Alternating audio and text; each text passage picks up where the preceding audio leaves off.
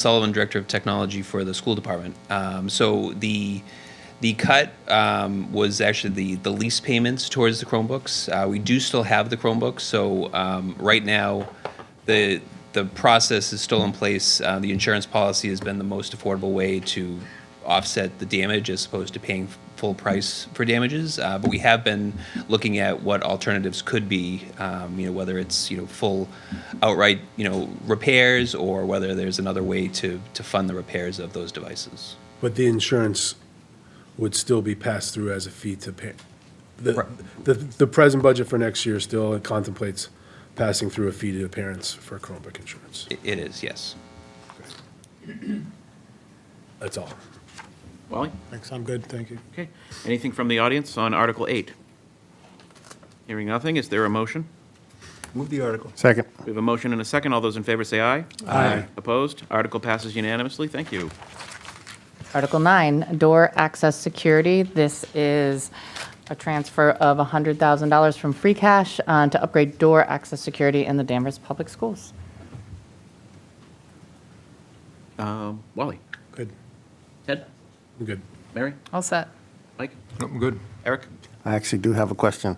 I'm interested in the, what will we be replacing and kind of the condition of all of the apparatus? Because is it the fobs and the IDs, or are you going to do strike pads or things like upgrades like that? Sure. Colby Cousins, IT department. Sure. The upgrades are mostly around the panels that are in the walls. So wiring goes back to intelligent panels that act as controllers, and those are aging, and we need to upgrade those. Okay. That's it. Thank you. Okay. Paul? Is that a problem with all buildings? The biggest problem we have is in the high school and the middle school right now. That's where the panels are the oldest, where they need to be upgraded. So we've replaced or taken care of any problems at the elementary school prior, is it prior to the construction of these two projects, or is that just? Yeah, the panels in those buildings were part of the construction projects. So I don't even know how many years ago that is now, but it's beyond our refresh schedule. It's definitely time to replace them. Thank you. Arthur? I'm good.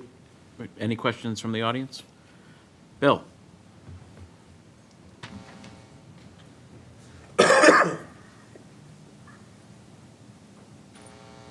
The panels are aging. What is their life existency before they have to be?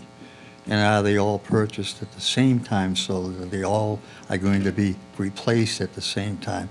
Or are they spaced out so that it's a little less, not one large fee? Well, if that's, I mean, I certainly wouldn't buy something or a lot of things knowing they're all going to die on me next year. I would space out my purchases so I could adjust my budget. Thank you. Yeah, they are spaced out a little bit. So all of the panels in the high school are the same vintage, but the buildings are staggered a bit. And a standard refresh cycle on any of our IT hardware is about 5 years. Great. Thank you. Anything else from the audience? Is there a motion? Move the article. Second. We have a motion and a second on Article 9. All those in favor say aye. Aye. Opposed? Article passes unanimously. Article Thank you. 10. Thanks, Colby. Article 10, school transportation vehicles. This request is for $150,000 from free cash to fund the purchase of a 77-passenger school bus. And I think that the superintendent went into detail kind of about the transportation budget during budget, but if there are questions? Yep, I think we pretty much covered this the last time. Anything from the committee? Any questions from the audience? Is there a motion? So moved. Second. We have a motion and a second. All those in favor say aye. Aye. Opposed? Article 10 passes unanimously. Article 15. Okay, I'm going to hand this over to Steve, but I do want to start by making sure the public and the committee and folks watching at home think about and read the capital planning section of the budget book. I think it's a piece that people look over often, but your new team sitting in front of you here takes it very seriously. Ronnie's been working on it for a while, Stephen, and we are trying to take that capital plan to the next level, knowing the budget pressures ahead of us, knowing our staffing pressures. We need to be really thoughtful to not bob and weave every time another project kind of comes at us from a different direction. So take a look at the capital plan, see what's on that, kind of refresh your memory, and what the goal here, right, is to see things moving up and moving through the capital plan. So I think I just want to take that moment to say that's in your budget book. Take a look at it. It'll help you see kind of the plan, the roadmap for the future. Great, thank you. Steve? Yep. Good evening, And welcome. everyone, Mr. Chair. Thank you. Steve King, Director of Public Works.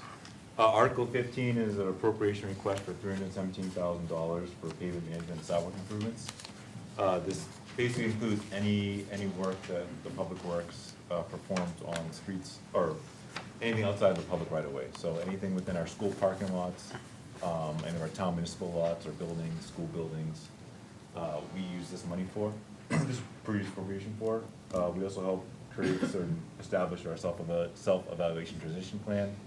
That's our requirements to make sure we're meeting our ADA accessibility throughout the entire town, whether it's a public right-of-way or a private way, or private municipal lot. We're also looking at doing a few track zone projects. Track zone is not reimbursable under the Chapter 90 program.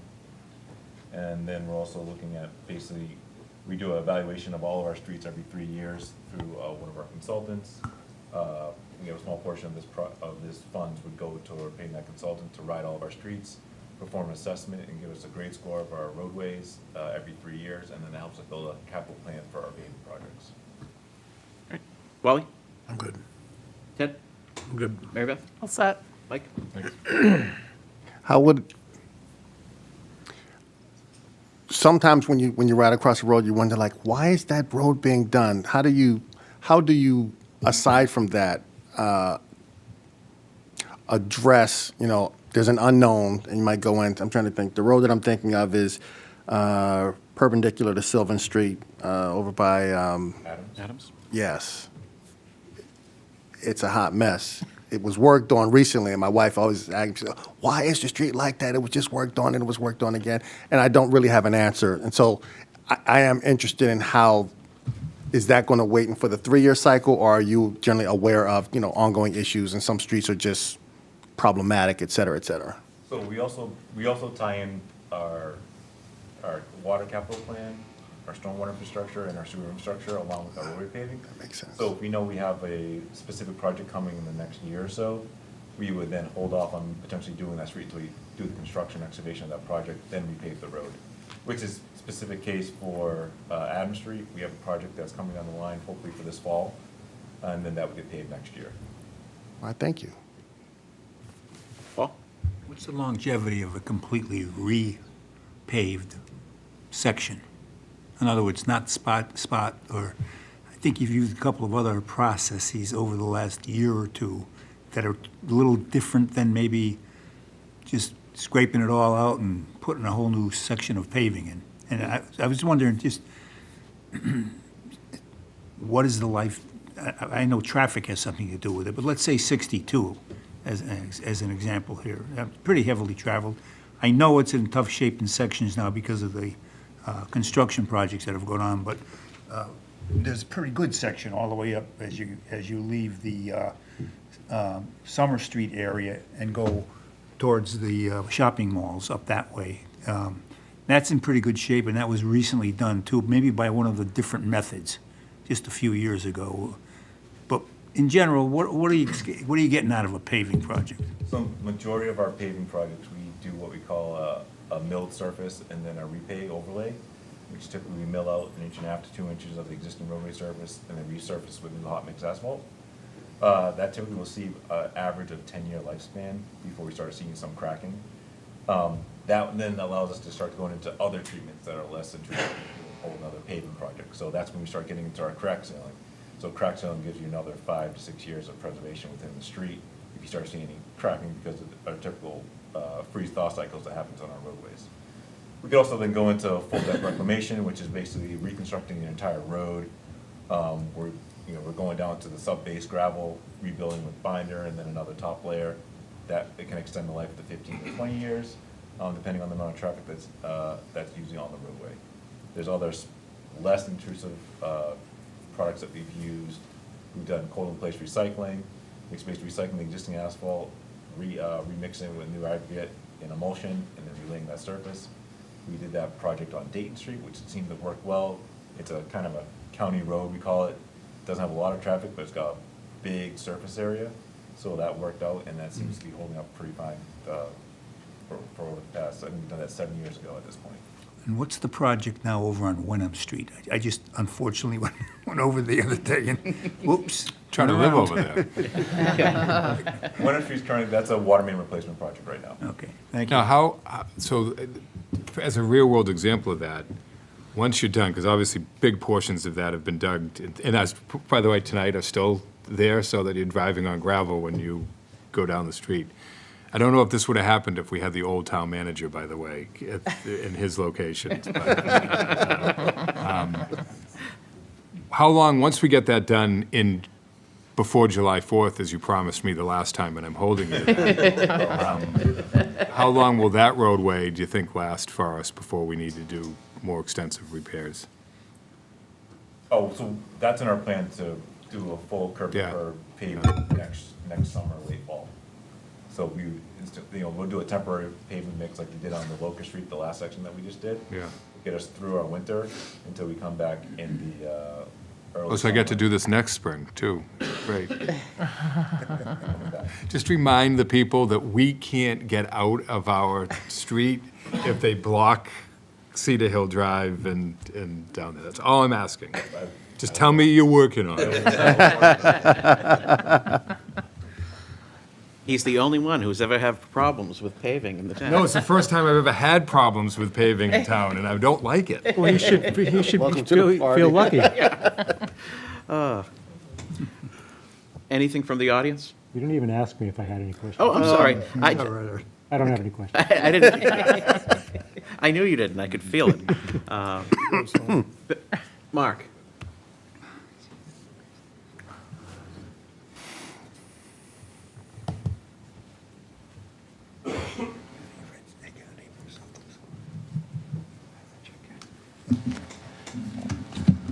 I think I will give you an example of the question that Paul had. Our neighborhood, which is Glendale and Brentwood, was done in 1997. They have been able to maintain the cracks and their ceiling and all that, and that's worked out well over the years. But recently, it's potholes showing up, and the DPW has done an excellent job keeping track of that. And the thing is, 1997 to 2026 is 30 years, guys. So that road needs to be redone. You have done the sidewalks because we old timers don't want to slip and fall on the sidewalks with the roots. So the one question that I have is that we have all these programs in place, but there supposedly is a street maintenance program that identifies the life expectancy, and you inspect that on an annual basis, and which ones that come up for renewal, basically, or they get delayed for another reason. So is there a program, street maintenance program, that you maintain? Well, you don't, but right now you will. And one thing, if you can speak into the mic, you'll be much better heard than before. You're very quiet. So is there a maintenance program, and is that what's driving some of this efforts? Yeah, so we do have a maintenance program. We do work with, again, one of our consultants on a certain software-based, computer-based program that helps us perform pavement condition index scores on our roadways. That does change from year to year, so we can only really look, we try and, the longest we can go is maybe 3 years before something changes. So that's why we try and ride our streets every 3 years. Because things do move and shift over the course of time. So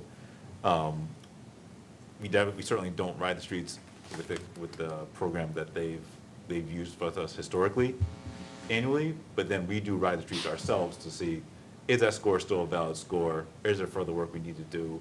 Did this road take more heavy an impact on the snow and ice removal from the previous year? So there's a lot of other factors get played into it before we make a decision. How do the neighbors and residents Time. get some attention from you?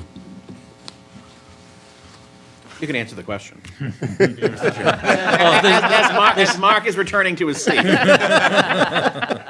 I'm not going anywhere. I mean, typically, it'll either go through the DPW email, just contact Public Works, and if there is an issue, we'll come out and take a look at it, and we'll review this and see what it is in our program.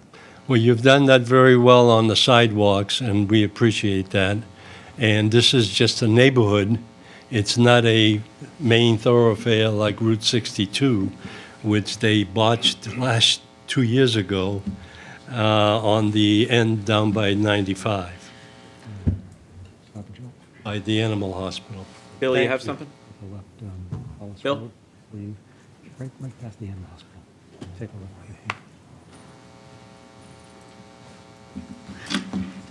How many miles of street does the town maintain? We maintain roughly over 125 miles of street. Okay. And there's a list of the streets, all of these 125 streets and all this. Miles? All right, of these miles of street, there's a list of them. Yep. I thought I heard the other day that if you have a schedule and you tell the neighborhood that we're going to be doing this street on whatever the time period is, and someone finds that out and say, that street's so-so, mine's terrible. Are you able to change that schedule? I thought I heard that you could, if you got enough complaints about the order that you're doing them. If we reviewed a street and thought there was a real need to make immediate repairs to it, we would perform some type of action to make sure that it was safe for people to travel. So, I mean, if we had a set program, if we already had things put in through the Chapter 90 program, we have to provide them a list of the streets we're gonna do before we get our reimbursement. So if we make a change, it comes too late, sometimes we'll use some of the funding from our pavement management article to do some type of temporary treatment until we can get to the next year, and put that roadway on a further maintenance schedule.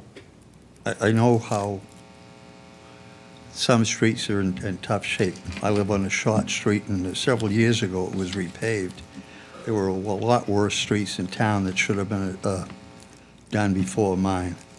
I was just a little disappointed that they would spend the time and money to do my street over as opposed to some of the others that needed the attention before mine.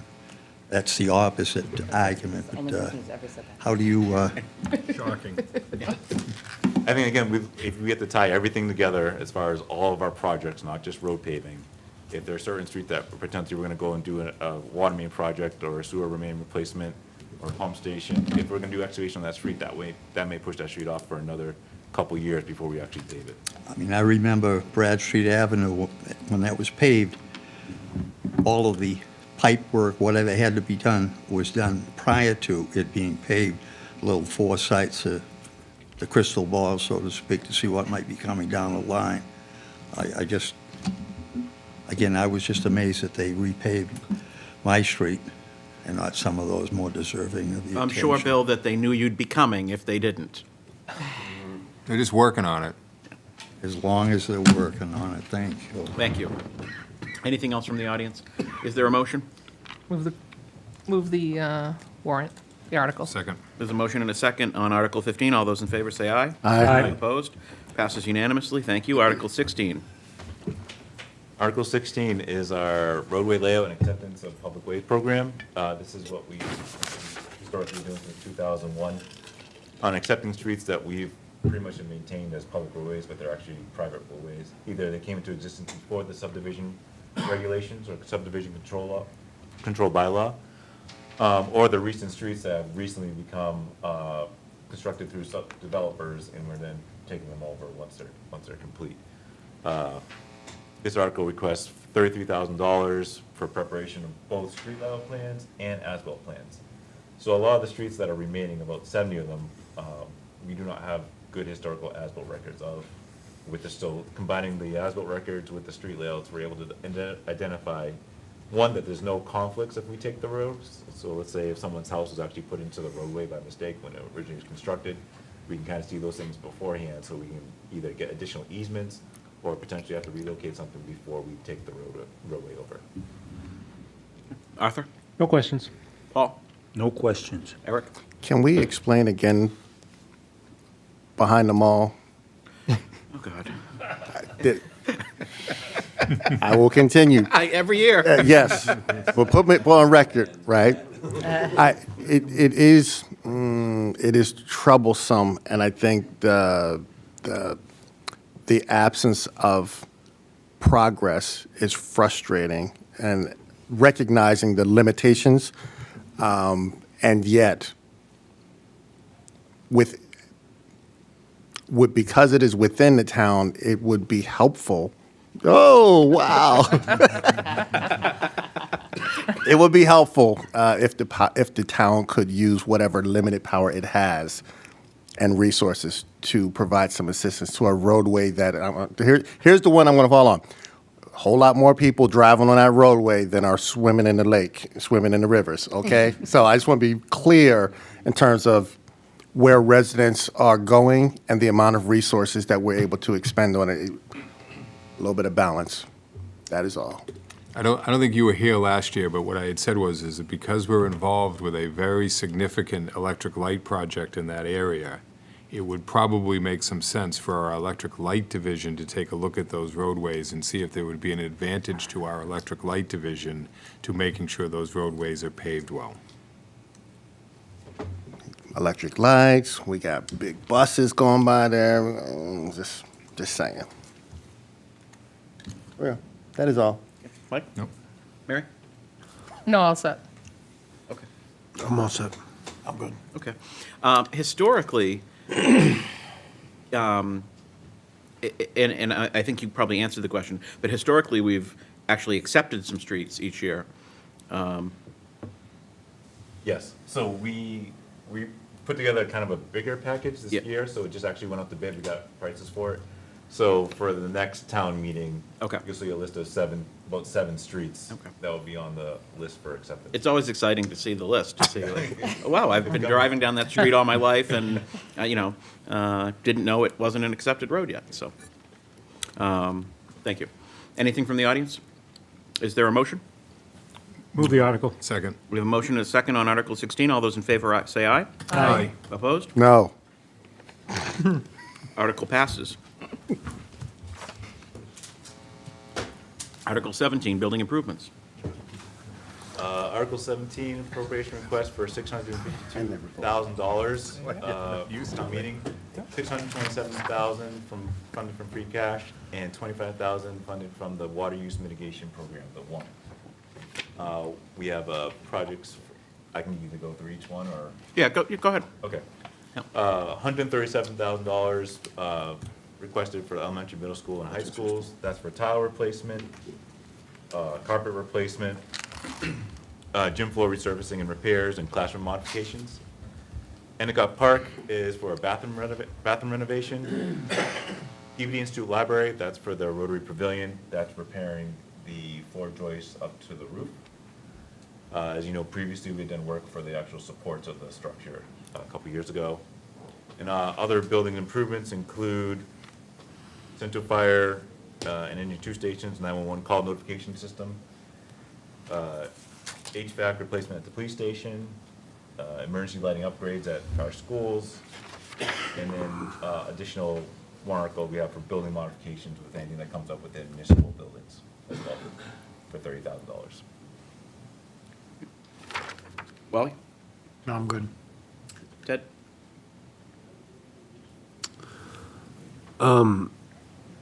This is the second phase of the pavilion? Is that right? What did we spend on it last time? I think we were on 100,000 last time. I wasn't involved in the Right. project, but I want to say 100,000. Okay. I don't have any other questions. Question on the pavilion. So 150 this year to make more repairs.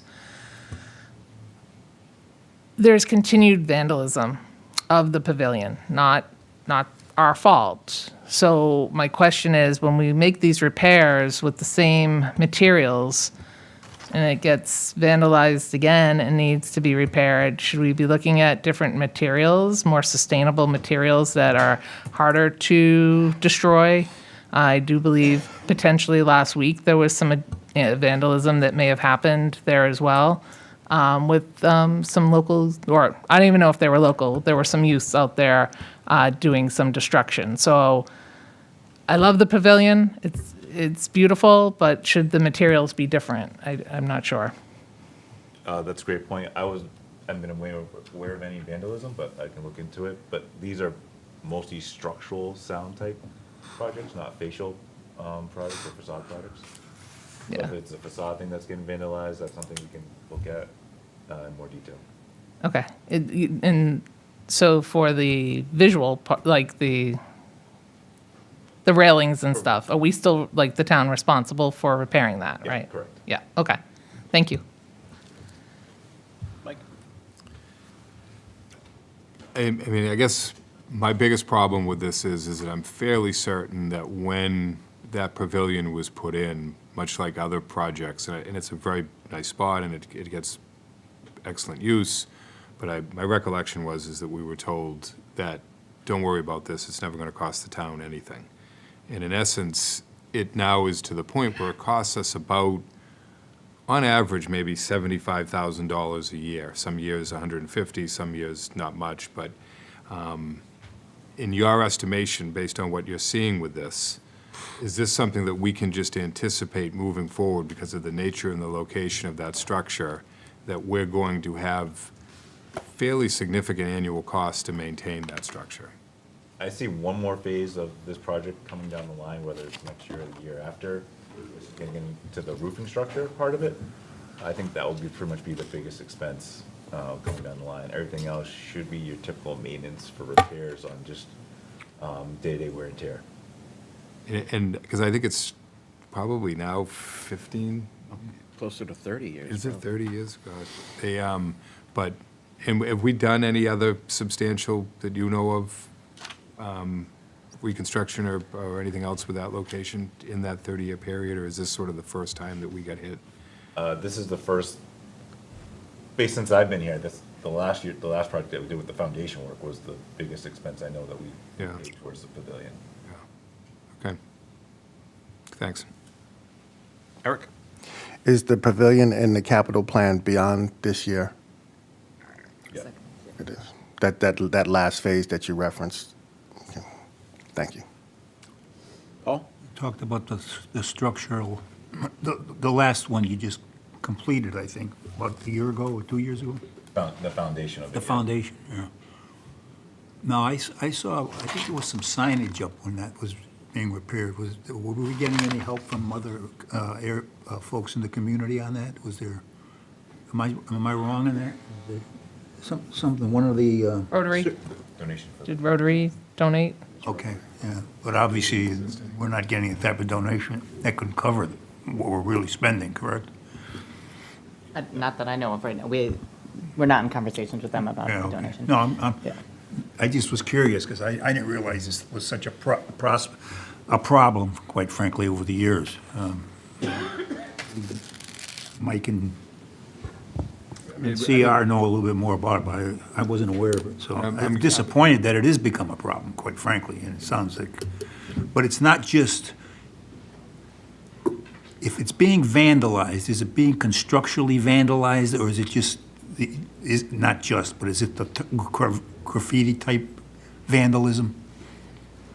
I would say, again, we can definitely look into the vandalism part of it, but for structurally sound-wise, that's what we're trying to make the repairs to, so work that we do perform on the pavilion is something that I don't think is gonna be vandalized. Just wear and tear. Just wear and tear. If Age, yeah. someone could break a railing post, but we're looking at more of the structural sound pieces of it. Thank you. Arthur, I'm good. anything from the audience? Pick a Velasquez, or Micah, go ahead.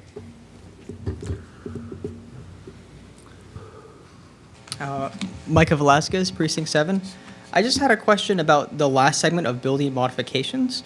It says that the $30,000 would include unplanned repairs. Hypothetically, if, let's say, there were enough unplanned repairs throughout the year to max out that $30,000, where would the rest of that money come from? You share. Oh, so if it's unplanned repairs, we have to find it within the operating budget, if it goes beyond the $30,000. That's that first warrant article that we discussed, those unexpected and unpaid bill, or those transfers that we dealt with, second article that we had, that's how it would be dealt with more than likely. Right. So, There's also the FinCom reserve where we hold 125,000 in reserve in case, for things that pop up. We've transferred an amount out of that a couple months ago for legal expenses, so. yeah, that's all. Amy, did you have something too? Go ahead.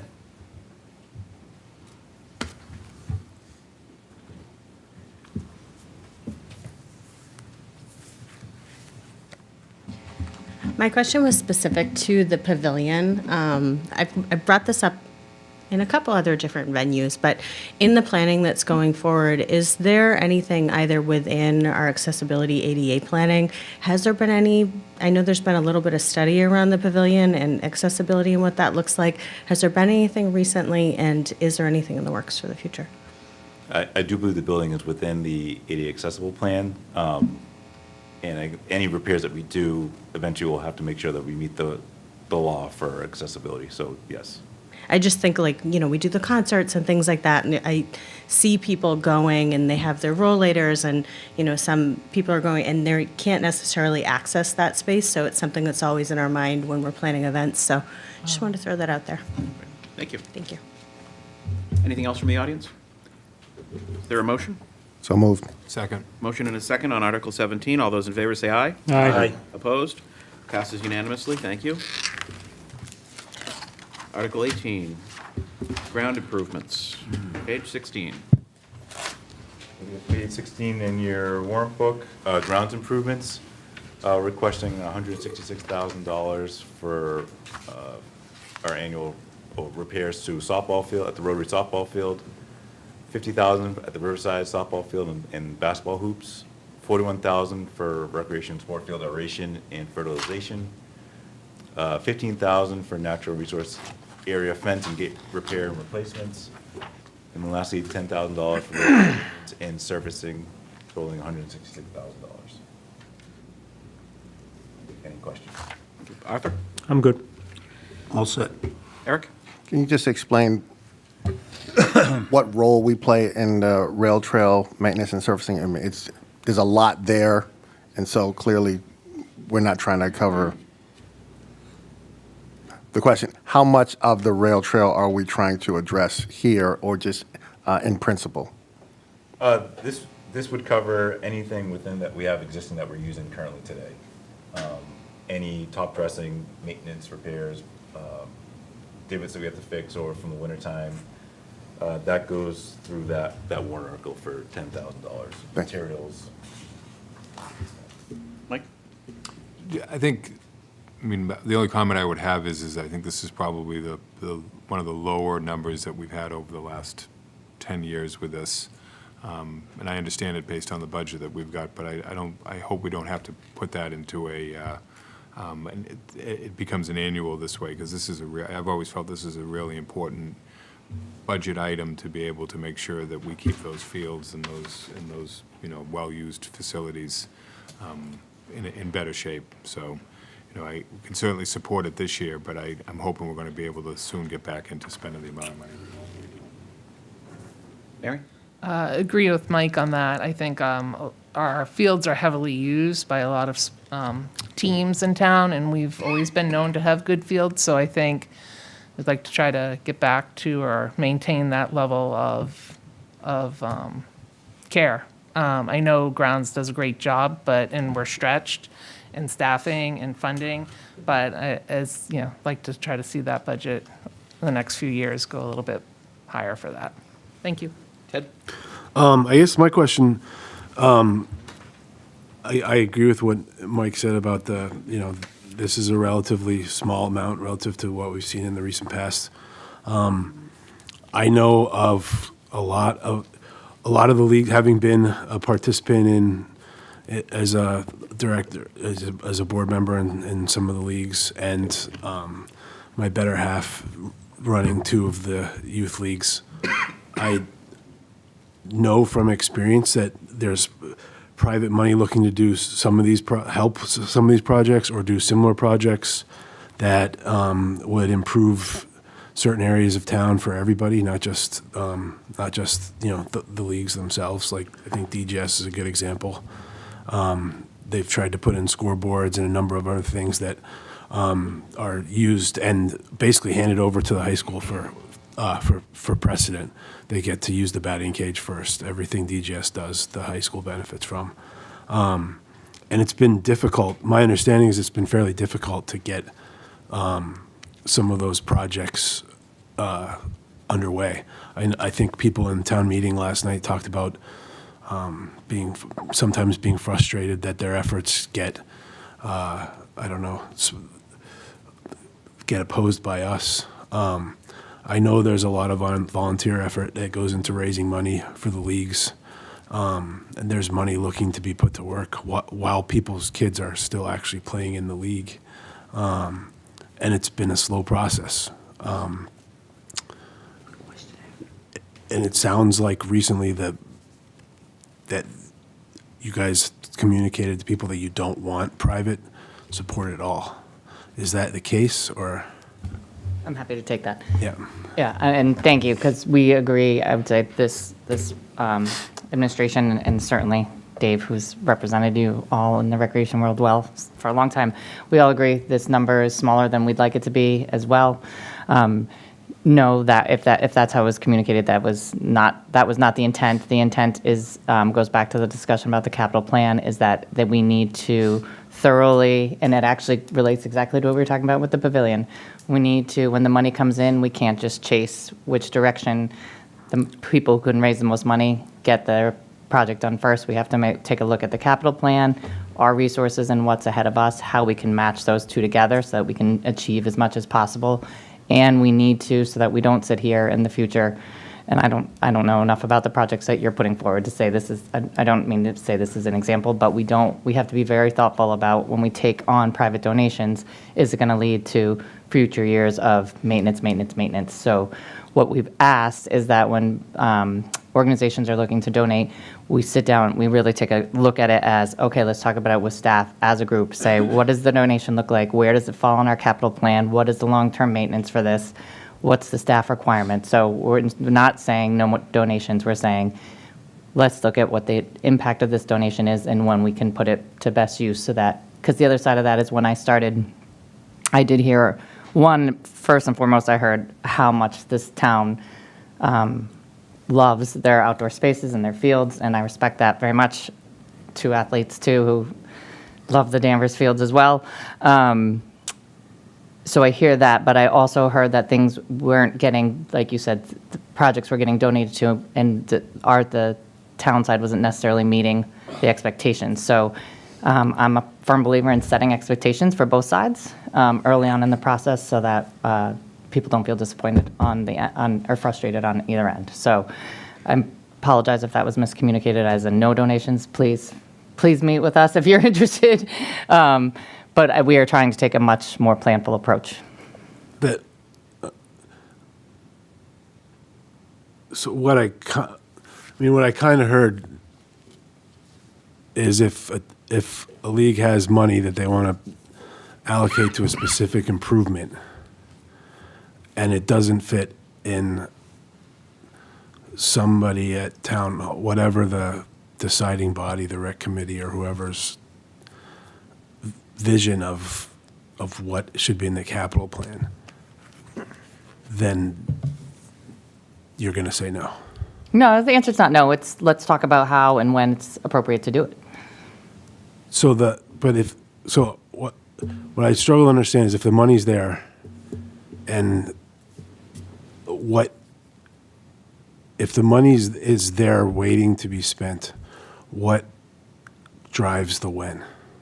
So there's a couple of pieces of that. So it's not just the money, right? So if 100% of the project Clearly, like includes- seasonally, yeah. like there could be you don't want to Weather, rip yeah. apart something in the middle of a season, or in the middle Obviously. of the winter, you can't do something. I Yeah, get that. but there's also the staff capacity and the staff part of that, right? Like we don't plan our work out around everybody else's schedule, right? We have a work plan, so we have to, A, do we have the staff capacity? B, again, what is the maintenance in the long term? C, are they covering the full cost of the project from nuts to bolts, including the staff time? B, is there something else that came up, and again, the capital plan, because that's the point in capital planning, which is one of the reasons I said read more about that, and we're spending a lot of time on that. If we're constantly adjusting to just the demands of who can raise the most money, that's really going to be a problem for our workload, and it makes it inefficient for the work, right? We could end up, I think Bill asked earlier, do you plan out your cycles of things? Do things have life cycles? And so we also have to think about the life cycles of all the fields. So it's not a no, it's a come talk to us and let's figure out how to get there, because we want to get to yes too. This number is the smallest it's ever been. If there are people who want to help us meet some of those needs, we want to get to yes. Okay. I hope that's good to hear, because I know there are people that are pretty frustrated. Yeah, please come talk to me, talk to Dave. We want to get to yes. Okay. Can I just kind of jump on that one? So Mary Beth talked about we're known for our great fields. We used to be known for our great fields about 10, 15, 20 years ago. We're not so much known for our great fields anymore. And, it's for somebody who goes back to playing on the great fields and then coaching kids on the great fields, it's a little bit disappointing. So we do need to do more. And I hear what you're saying, but it also sounds to me like the request goes into the grinder of government, and it's going to be like spinning and spinning and spinning, and and then after a couple of years, the people that were trying to do it won't be in the league anymore, and then there'll be new people, and not that it's purposely done for you, but we can't have that. It has to be dealt with. When leagues are raising money and they're trying to do things, there's a small window for the interested people in those leagues to get things done. They're not looking to get it done when their kids are in college. So, maybe you, and I'm not saying you shouldn't have a plan, but I am saying that you need to activate and move the plan so that it's dealt with in a really expeditious way, because otherwise it's just not going to work. And, we don't want, the fields already, the facilities already are going downhill, and we don't want them going downhill any further. So, and I get, like Mike said, and like everyone else said, the budget thing this year, I get it, but we kind of got to do better. And we also don't want to, when we don't have the money, we don't want to dissuade the people in the leagues that are willing to do things from doing them.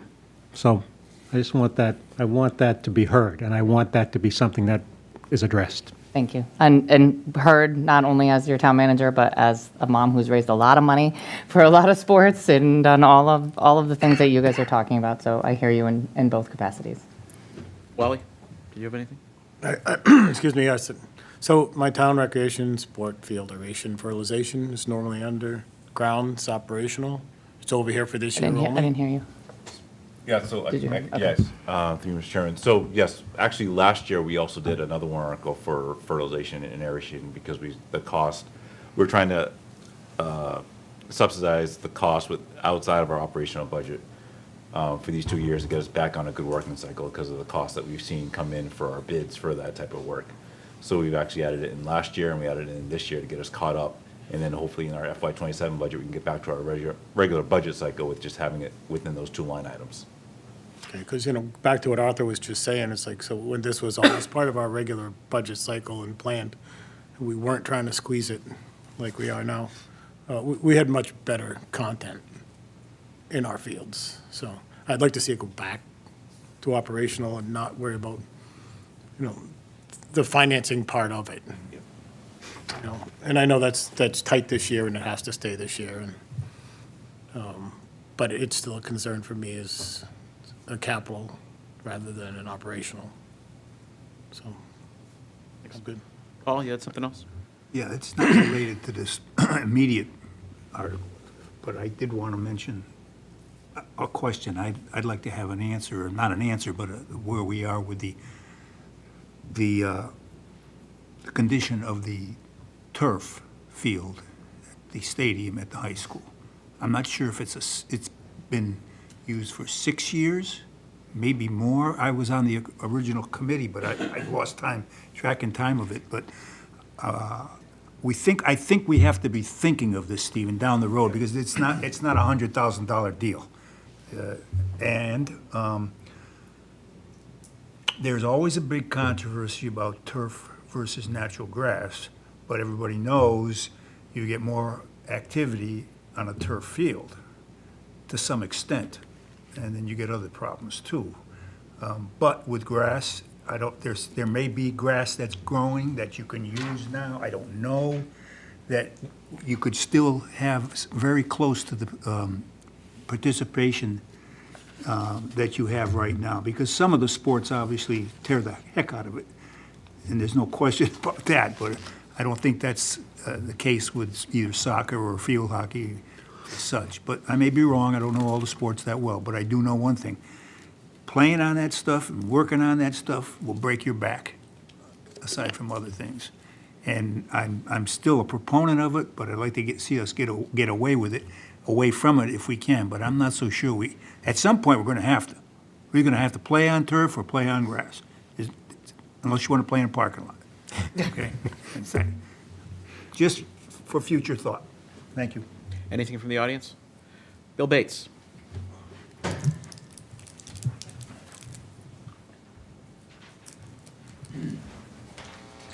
Bill Bates, Town Meeting Member, Precinct 4. Now that we have the new DPW director and the town manager, I just want to put out a comment about Great Oak and St. Mary's. I had the opportunity to do, as a crossing guard, be at Great Oak and St. Mary's one day, and the flooding, I could not cross the children because the parking lot and that street flooded so badly in one storm. And I called some DPW people, and they said, it's been like that for years. We've got to fix it. So, and I know in the back of Great Oak School, too, there's a lot of repairs that the parents that are trying to be partners in. So Great Oak, St. Mary's, that whole parking lot area, please keep that in your mind for capital. And I'll read the capital thing and then get back to you. Yep. Thanks, Bill. Bill number 2.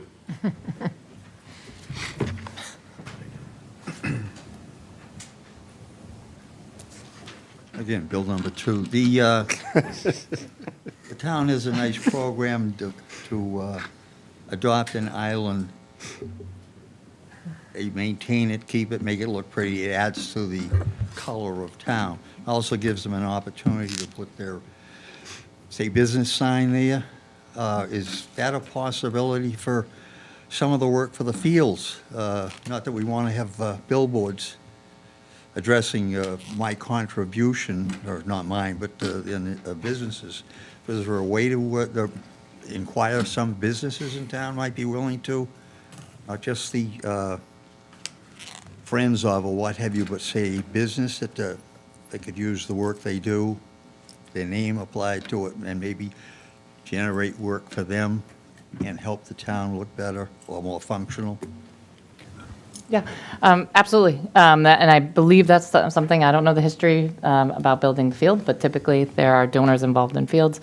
It goes back to part of my initiatives that I got to get out of the office and start to really connect with particularly some of the bigger businesses in town. It's part of their missions to come and be helpful and be part of the community, and they want to be good neighbors. So we will work on ways to do that. we hope to. We want them to be good neighbors. Thank you. Anything else? Is there a motion? Move the article. Second. We have a motion and a second. All those in favor say aye. Aye. Opposed? Article passes unanimously. Thank you. Article 20, drainage liability. Mr. Chairman, it's Article 20. This is typical Mass DOT's language that we're required to accept as part of any work they do within the town right-of-ways or in the town limits for any drainage work, so we have to say yes. Yes. And who's going to be Dave We call McKenna it the tonight? Dave McKenna. Yeah. Isn't it where I get a chance? You can be Dave McKenna tonight, yep. Okay. Make sure I get my. Any questions from the committee? Anything from the audience? Is there a motion? Move the article. Second. We have a motion and a second. All those in favor say aye. Aye. Opposed? No. Article passes with one no. And Dave McKenna, we hope you're watching. Article 21, Endicott Street generator replacement. Okay, these are warrant articles, appropriation requests for, under our sewer enterprise fund. For this town meeting, we're requesting $920,000. Article 21 is for Endicott Street generator replacement. This is the same, so that we have a vintage, over 30-year-old generator, emergency backup generator that's on-site at the Endicott Street pump station. So just so you're aware of this location, this is the one that's close to the corner of Water Street versus the one that's close to the Independence McDonald's. We have two pump stations on Endicott Street. So this is the second largest one that we have in our system. It also brings in flow from 3 other pump stations that we have within our town. So the station generator needs replacement. We've done the design work, we've got a good cost estimate, and proposally, hopefully, when we get the appropriation, we'll be able to get the funding for construction and replacement of the generator. I think I'll do this one at a time, if you have any questions. We could probably do them all at once, Yeah, I and then think- we'll yeah. take it, the Them all? Yeah. five votes. Power through. So number 22, wastewater collection system maintenance and spot repairs. This is related to our typical annual CIPP, which is curtain place pipelining project. That's this non-intrusive, non-trenchless excavation where we line our sewer mains. This helps us alleviate any of our, what we call I&I, inflow and infiltration into our sewer system. So that's unnecessary groundwater that does not need to be treated at SCSD. This helps us continue our program into our third phase for design, which tackles a lot of the Upper Woodville area. Familiar with that, basically from Wenham Street back down to almost Mass Ave for $200,000. Number 23, wastewater pump station improvements. This is typically to help alleviate any of our emergency repairs that can occur at our 13 pump stations that we operate and maintain throughout the town. So anytime there's a pump failure or a pump that needs to get replacement, anytime we have to update any of our telecommunications, SCADA controls, our pump control panels, the variable frequency drives, we take that out of this fund. So we typically do this every 3 to 4 years. We request about $200,000 to keep up with maintenance of our pump stations. Article 24, stormwater asset management. So last year, we were awarded a grant through Mass DEP for a stormwater asset management program. We've been working through that over the past year. We look to conclude that program at the end of 2026, which will culminate in a few different iterations of a stormwater capital plan and stormwater looking forward ahead, like what that means for the town. Within that, we're gonna have to look at special ways or different ways to think about how we can fund the stormwater capital plan. Moving forward, the one that we've been working on lately is back from about 2012. So this is a greatly needed update that takes into account the new MS4 requirements. That's our stormwater discharge requirements with the Environmental Protection Agency. And so this basically just helps us take it to the next level so we can figure out the ways we can fund the program.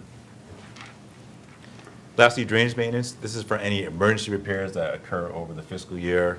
Any of our catch basins, stormwater, best management practices, BMPs, any drainage pipe replacements that need to occur before we pave a roadway. We tap into this money first to do those repairs. Great. Okay. Wally, anything on 21 through 25? So the stormwater asset management, that 70,000 is for actual building, or this is just for planning and? It's for further planning and conceptual phasing. Good. Ted? I'm good. Mary? All set? Mike? No. Eric? Paul? Okay. All set. Anything from the audience? Bill? Don't get 15 minutes. Because there's 5 of them. He's already up to like a half hour tonight. Borrowing on. You're beyond your 3 questions. I know I'm borrowing. I know it was a problem, and I believe it was a problem. Some people's, where they live, the water table is very high, so they have a sump pump, Yeah. and that water is discharged in the street drainage. Is that still a problem? Is it still happening? Or do we address it, or do we have to address it? So within our sewer regulations, we do have a sump pump inspection part that looks at anytime you have a purchase or sale of a house, our engineering division and either our sewer department is required to go into the house and inspect your sump pump if you have one. That's notated. Then we also notate where the sump pump discharges to. So legally, through a permit, you can discharge to our stormwater system or to outside if you have a large surface area, discharge to your overland surface flow. The one thing we don't want to see is any sump pumps directly connected into the sewer system. That is illegal. That's against our bylaws and regulations. So if we do see that, we immediately have you remove that and reroute it out to either a drainage system or or onto your own property. I guess my question is, do you check on someone who has one to see if it's done legally or not? At the time of sale of a house, we do go in and Well, check. that's the time of sale. 2 years, 3 years down the road, if someone decides I can get away with it, is there? You're supposed to get a permit to do it, right? So, I understand, but there's a lot of things perhaps well, then if you don't get the permit, you're doing it illegally. So how do you catch someone? So the only way, we do, just to answer that, as part of our small separate storm sewer permit with EPA and Mass DEP, we're required to do dry weather and wet weather screening at all of our outfalls. So any point where we have a connection of our stormwater utilities, we test for surfactants, contaminants, any type of coliform bacterias. And if we do find if we do find any levels that are higher than what's allowed, then we're required to go upstream and trace the sources of those. And that's how we start looking at, see if there's anything connected illegally. So we are being proactive then. Correct. Thank you. Anything else from the audience? Is there a motion on Article 21? Move Article 21. Second. All those in favor say aye. Aye. Article passes. Is there a motion on Article 22? Move Article 22. Is there a Second. second? There's a second. All those in favor say aye. Aye. Opposed? Article passes. Article 23. Move Article 23. Second. We have a motion and a second. All those in favor say aye. Aye. Opposed? Article passes unanimously. Article 24. Move Article 24. Second. We have a motion and a second. All those in favor say aye. Aye. Opposed? Passes unanimously. And Article 25. Move Article 25. Second. We have a motion and a second. All those in favor say aye. Aye. Opposed? Passes Hey, unanimously. could I ask a question before we get too far from this? No, you missed your chance. No, it's, Go ahead. how did we make out over on Sylvan Street with the drainage problem to drain the meadows? Have you not been here? I mean, I don't want to put you on the spot if you don't know, but. I don't know if something happened last week. I was on vacation. I haven't heard of All anything. right, we'll talk later.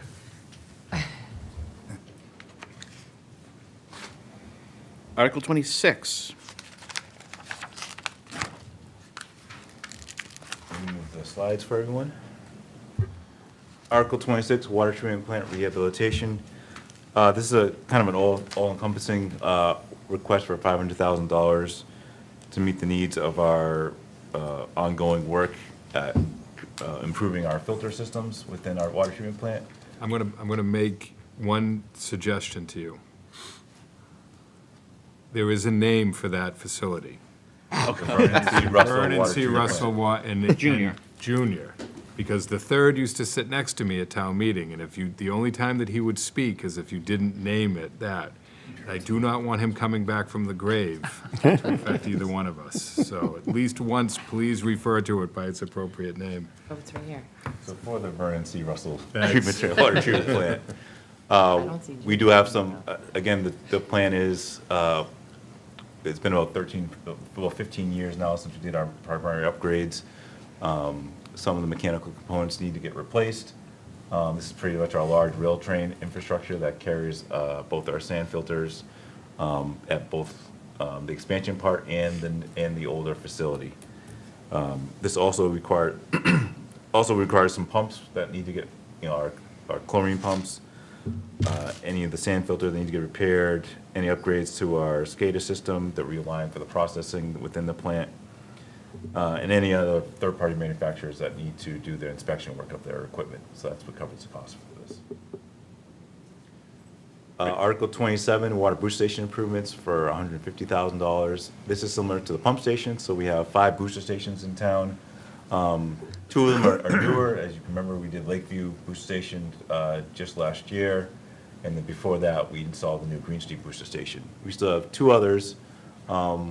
One that we have just taken over at Overlook Booster Station, and then also at the Summer Street Delaware intersection Booster Station as well. With those ones are, again, aging out with some of their infrastructure and components, so we're gonna have to do some emergency repairs there, replace some pumps, some motors in those 2 facilities. So that basically covers any of those costs related to that work.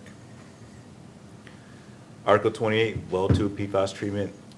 This is actually a transfer article from other available revenue into our sewer enterprise account based on award settlements that we got from 3M and DuPont for finding PFAS in our raw water supplies and having to deal with it early on when the emerging contaminants first started to come to light. So we entered in a class action lawsuit. We were awarded the funding, the $621,503. We plan on using that money to further our design for the well 2 green sand filtration plant to make sure we can remove any PFAS contaminants from that to the effective levels we need to. Great. Arthur, anything on those 3 articles? No questions. Paul? Is it well 2? Yeah, well Is 2 it up closed? Buxton Road. Is that closed now, or are we using that at this point? We still run that and still operate that, yeah, that's for our kind of our emergency situations, we have that well source.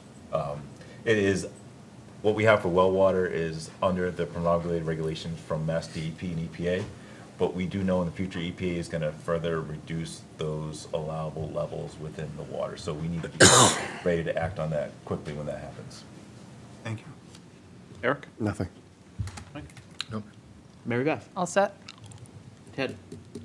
I'm all set, thank you. And we're installing filters at the wells? The wells only have green sand filtration right now, so it's primarily only used to remove manganese and iron. It does not have granular activated carbon like our Vernon C. Russell treatment plant to remove PFAS. Good catch. You don't want him visiting you at night, trust me. And this is probably planning farther ahead, but whatever media we're using for filtration, where are we disposing of that at? And what's the cost of that gonna be? Do you have any idea at all? So we do have to test the material if we do any media replacement, and then our vendor or contractor, whoever we hire, finds appropriate landfill to dispose of it. There are no locals anymore? Do I understand that correctly? No local landfills to take the material. Right.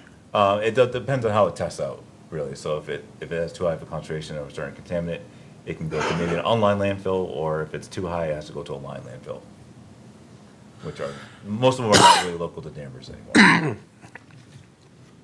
Excuse me, thank you. Anything from the audience? Micah? You're becoming the new Bill Bradstreet. We need a replacement. He could go at any minute. Oh. Stop it. That was bad. All Go right, ahead, Micah, quickly. Micah Velasquez, Precinct 7. I just want to say I'm actually really excited about Article 26, especially the section about the ozone facility, because as many of us know, chlorine purification is a relatively archaic method that's somewhat inefficient. So I'm just voicing my excitement for the possibility of an ozone purification. Thank you. All right. Anything else? Hearing nothing else, is there a motion on Article 26? Move Article 26. Second. We have a motion and a second on Article 26. All those in favor say aye. Aye. Opposed? Article passes unanimously. Article 27? Move Article 27. Second. We have a motion and a second. All those in favor say aye. Aye. Opposed? Passes unanimously. Article 28. Article 28. Second. We have a motion and a second. All those in favor say aye. Aye. Passes unanimously. Thank you. Thank you. And I think, does you, that Steve. wrap you up, Steve? Rest me up, yep. Well, thank you very much. Thank you. Great job. On to Article 29, Emergency Management. We're asking for $50,000 from free cash to support emergency management operations. This initiative that the chief and I have been, and the deputy chief and I have been working on. We're updating our emergency management plans with MEMA. And we need to, primarily right now, we need to have funds there to be able to respond in case of, primarily, we're seeing increases in severe weather events. But overall, we're updating the plan, and we know that that's going to take some resources behind it, not just for the planning piece, but for the actual equipment and technology and things like that that we'll need. And Chief's here. And we have two chiefs here, so. We have two chiefs here. Yes, I think you're talking about Chief Barry? Oh, Chief Barry. I was like, no, you can have either one of them. No, Chief Barry's the Emergency Services Director. You get them both. Do you know his first name? Brian. It's a quiz. Wally, do you have anything? I don't. Okay. Ted? Is this a somewhat one-time investment? I would say that this is an initial investment, but in the updating of the planning exercise, so first you update the MEMA, the base plan, and then there's kind of annex plans to base it, depending on what you're responding to. So we'll know more as we go. But I'm not expecting a huge investment, but this was a step for us to say, we know we're going to need something. Let's get something out there while we. So like over time, would it eventually become part of the budget? A budget for the. I mean, most public communities safety? have like EOPS, like operations budgets, but we'll have to see over time how our budget is doing. But Chief has more experience with it if you want to hear from him. So historically, there is not currently a budget for emergency management, and we are mandated by the state to maintain, as the manager said, comprehensive emergency management plan, which we're in the process of updating, that has a mitigation plan. With that comes shelter operations, emergency operations centers, training for staff, maintaining an active local emergency planning committee. So as the manager stated, we don't have a budget, but just shelter operations, we have to have equipment, cots, beds. The emergency operations center has to have some computers, some technology, communications, things like that. So I think $50,000 is a good starting point. We'll see where it gets us, and as time goes on, we'll find out if we have to supplement that budget or make it a permanently annual dollar amount. But I think $50,000 is better than the zero budget we have today. Mary? Thank you. All set. Do we actually sort of get, when we had the issue with the power outage, which I think was one of the few times that we've had to do some level of that, is that, were we able to do that, coordinate it without any problems?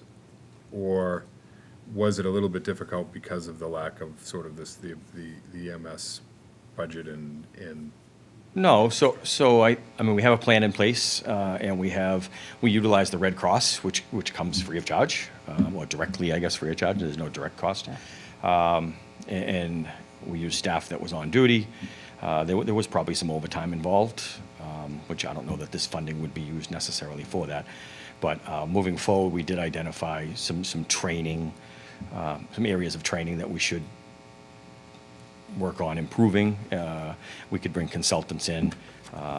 Actually, the high school was identified as a potential excellent shelter, and maybe even a regional shelter. So we have to put a lot of work into that. But just to answer your question, that one event, you're talking about the one like last summer during the heat wave when we lost power down in Borough.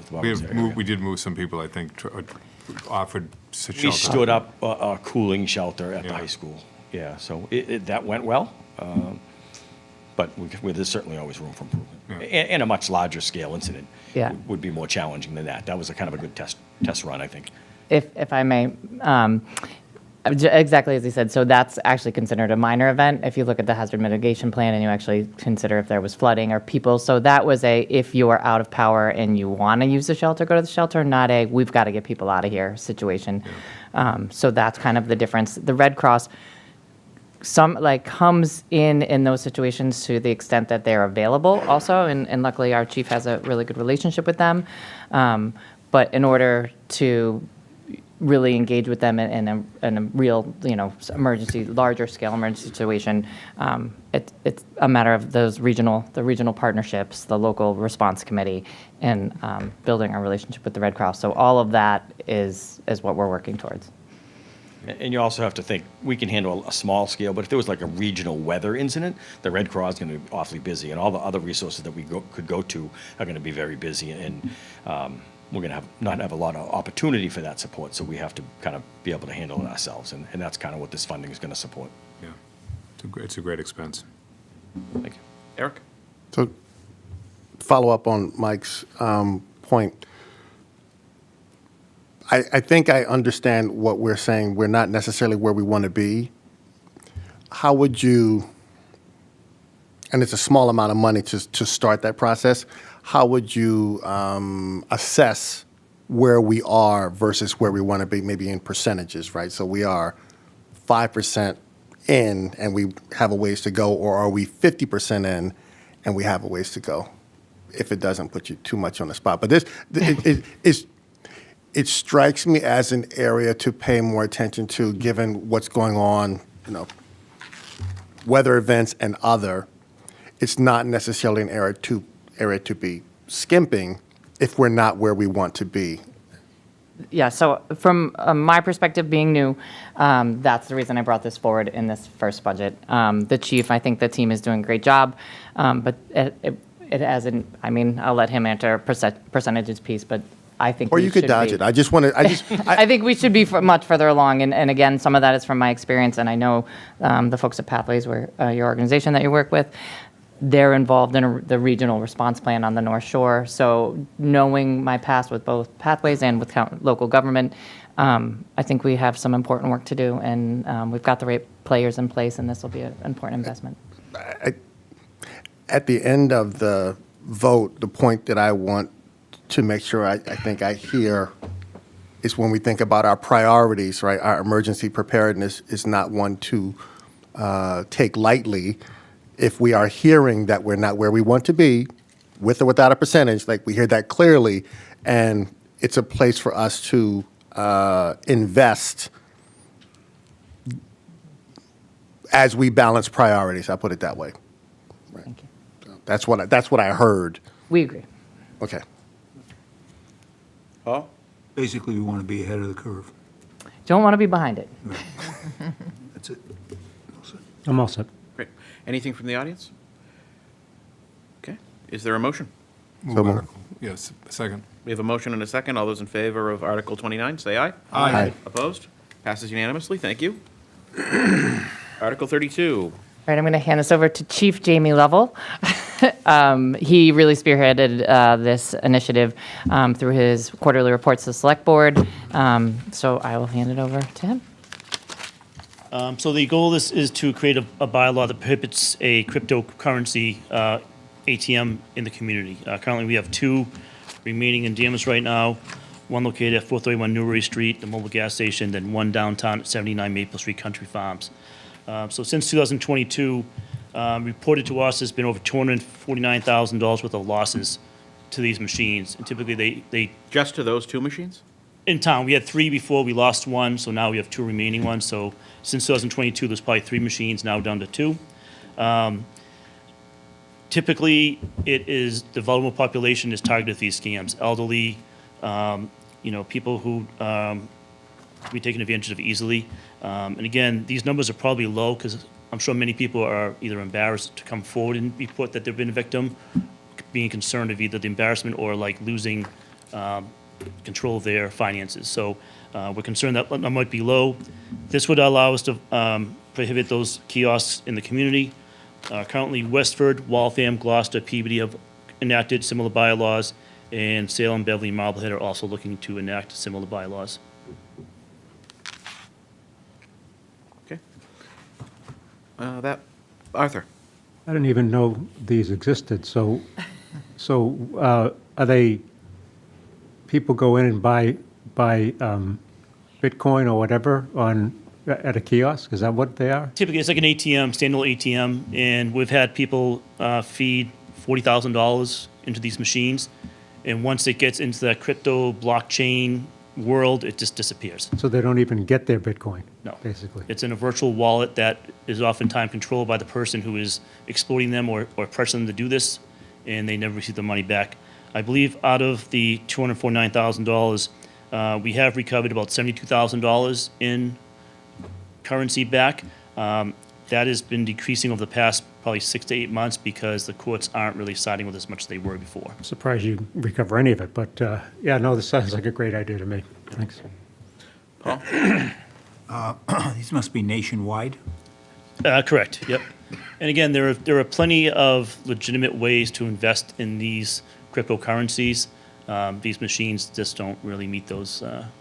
And they're located in businesses within any particular town? Typically gas stations, tobacco shops, and variety stores. Variety stores, yeah, okay. Eric? And so there, I imagine then there's no real regulation that prevents them, and that's what we're here for. Correct. You know, over the past couple of years, we've put signs on the machines warning people like, you know, is this a scam? Are you being asked these questions? Trying to do so, haven't been successful. We've actually seized machines where we've actually wrapped them in trash bags and crime scene tape, and people have gone in and cut it off to put more money into the machines. So the steps that we've taken to try to reduce it hasn't really worked, so this would be a good way to reduce those victimizations. Yeah, they gotta go. Mike? Are there any legitimate uses for these machines? I personally don't see it. I think that if I was to invest in cryptocurrency, I would use a reputable, you know, Fidelity, Schwab, you know, Putnam Investments, you know, or an at-home app versus, you know, majority that we see a lot of elderly people who are being exploited and going to the machines and putting their life savings into these machines and just disappears. Has there been any movement on the state level to restrict them? Through There has been some legislation? discussions. I don't think we wanted to wait that long, so as soon as we started seeing the trend going up in town, we wanted to address it as quick as possible. Thanks. Mary? Who owns the machines? The business, or they're renting the space to someone else that puts them in there? It's the cryptocurrency companies that own the machines, and they're renting space from these stores and gas stations. No other questions. Thank you. So, how many incidents roughly would you say are comprise that $249,000? Let's see.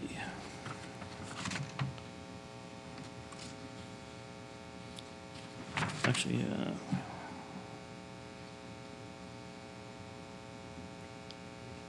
about 16.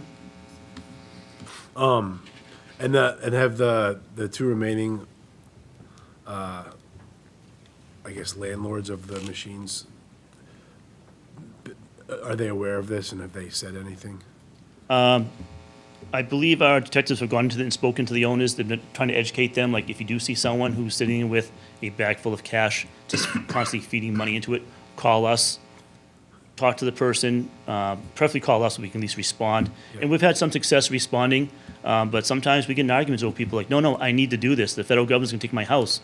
And we're like, no, it's okay. We'll work with you. And they're adamant to put the money in the machine. So it's a balancing act. And again, with other communities banning them, we don't want to see more people come into Danvers to utilize the machines. Okay. Wally? Nothing. Thank you, Chief.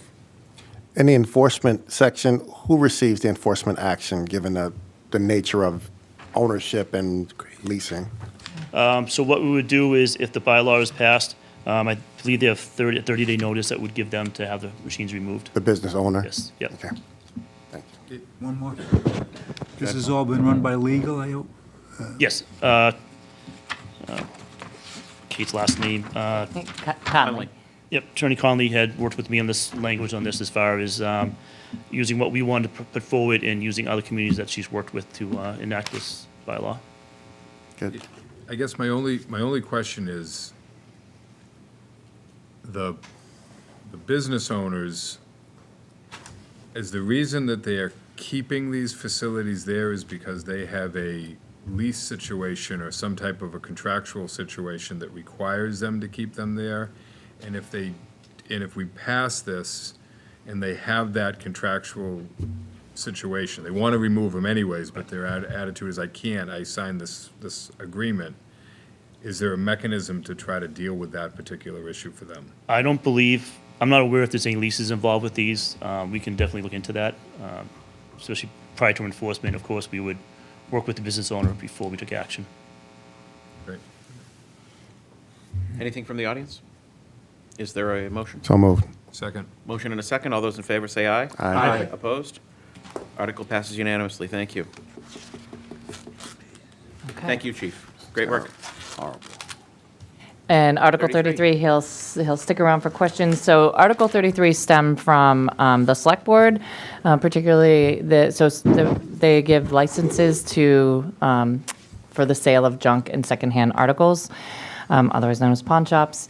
There was somebody before us, we issued the license, and member Dan Bennett had expressed some concern about people, young adults between over the age of 18, but still young adults, selling items for purposes if they have addictions or things like that. So we wanted some more safeguards related to children or young adults, I should say, in the sale for pawn shops. So one of the things that we also were able to do in this, and the chief can speak to, is we also, since we were updating that, we also updated the mechanism by which they track. It still was, our bylaw was still referring to a book, and now they use, obviously, computerized systems.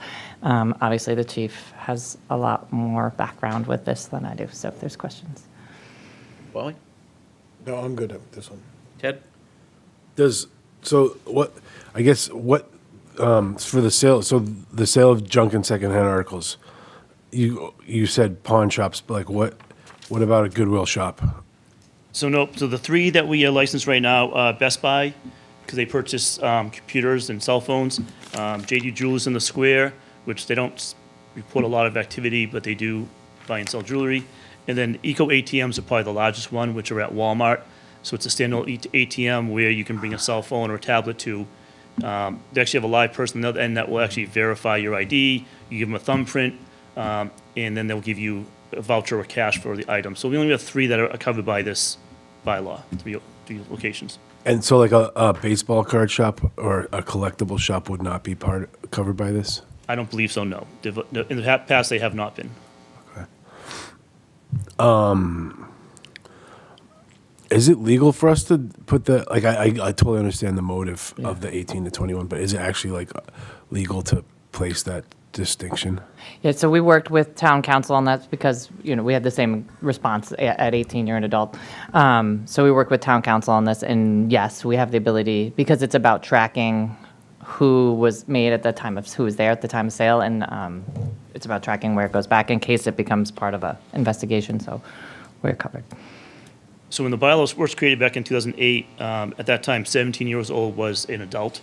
So it wasn't until 2013 when they changed the age of adult to 18. So it was lacking since then anyway, so we increased it to 18 for an adult.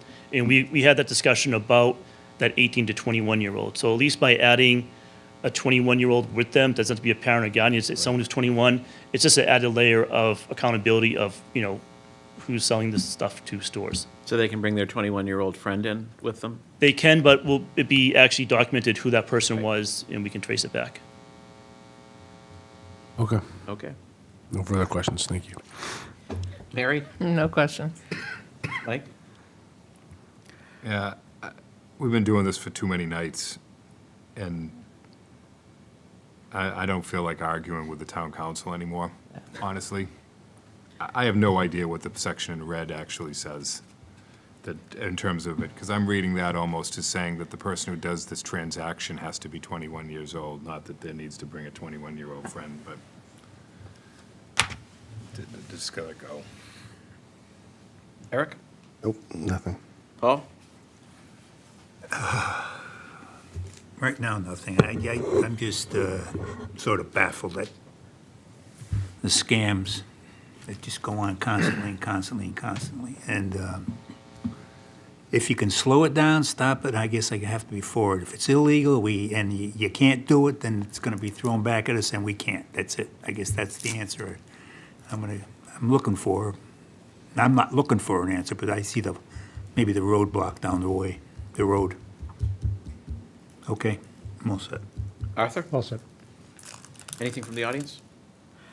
Is there a motion? So moved. Is there a second? Second. We have a motion and a second. All those in favor say aye. Aye. Opposed? Article 33 passes. All right, thank you, Chief. And Article 45. the final one for tonight, Article 45, it's a traditional.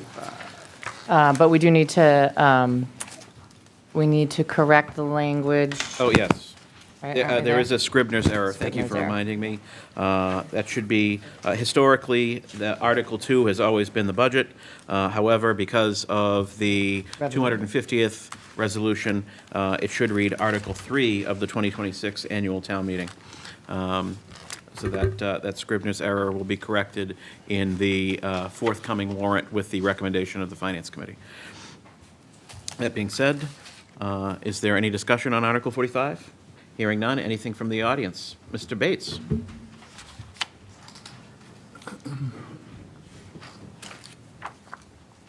Mr. Chairman, if you would allow me a point of personal privilege.